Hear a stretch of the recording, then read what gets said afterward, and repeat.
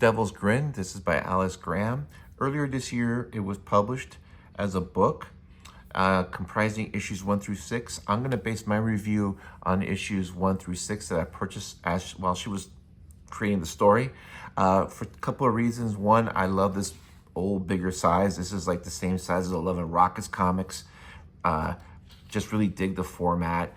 And I'm a big believer that whatever the original format is for a comic, that's the best size to read it in. Like if you look at those old Love and Rockets books, and I've said this before, and then you try to read them in those weird, almost square-like paperbacks as opposed to the original size, in my opinion, the original size is a much better experience. Also, I buy the comics as she makes them because I like supporting her that way.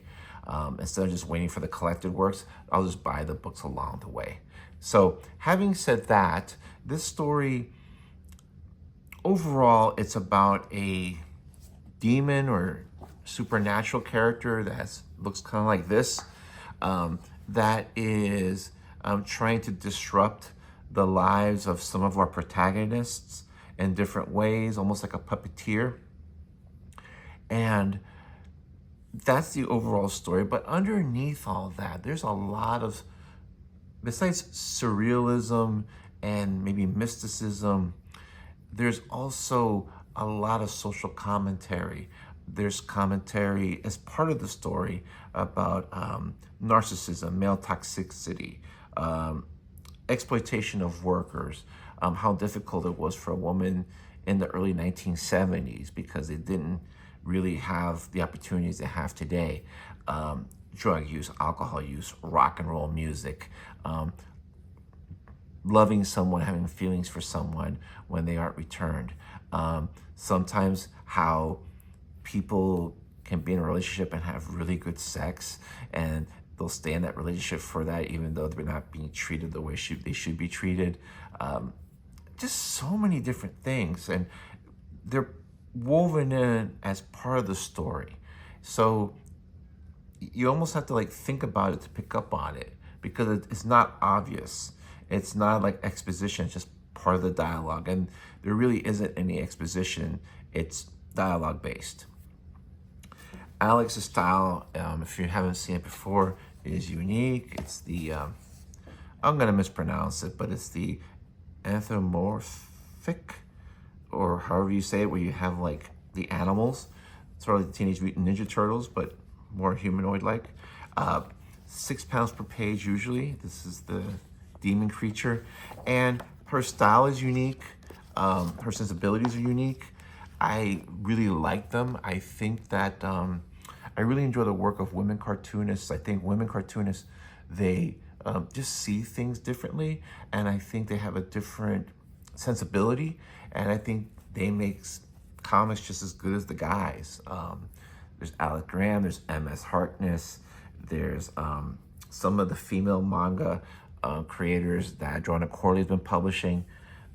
I just think they do a really cool job, and I really like her take on things. Also, she has a TikTok video in which she says she likes to draw smut, and she does, and there is smut in this book. And I will tell you that as a guy, I think her smut is almost more realistic than a lot of the smut that maybe guys will draw. I really don't care for like Eros comics or smut in books. It doesn't offend me. I just don't seek it. But if it's part of the story and it makes sense, then fine. And I think based on my own personal experiences, I'm just going to say some of those scenes seem pretty realistic as far as how they work out. That's just my opinion. I really enjoy the art. I really enjoy the pacing. It ends like a cliffhanger where it's volume 1 and now she's working on volume 2. So issue 7 is supposed to be released sometime soon. I think for the second set of books, she said that she was going to print a smaller size, like 6x9. I think she's just trying to keep, what she had said was she was trying to keep the cost down because there's just a certain minimum cost, and then she has to pass that cost on to the fans. And then with rising prices, it's a very expensive proposition. So I think she's Going to print a 6x9, which is a smaller size, but you know, I'll still purchase it. I still really dig it. And that's really it. So if you see this book, check it out. It's different. And I will say that it says it takes place in 1974. A lot of the things that are going on in 1974, a lot of the background TV shows and the background news events, they're pretty authentic because I was born in 64, so I'll be 61 next month. So I was a kid in 74. And a lot of stuff just seems authentic to me, the vibe. And, you know, she's born in like the late 80s. So,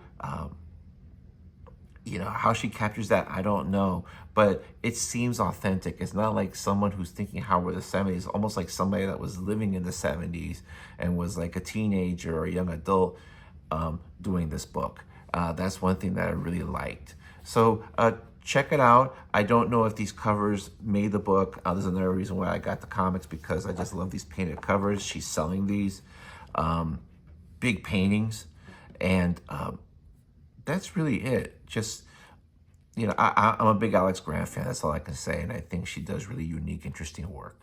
Thanks.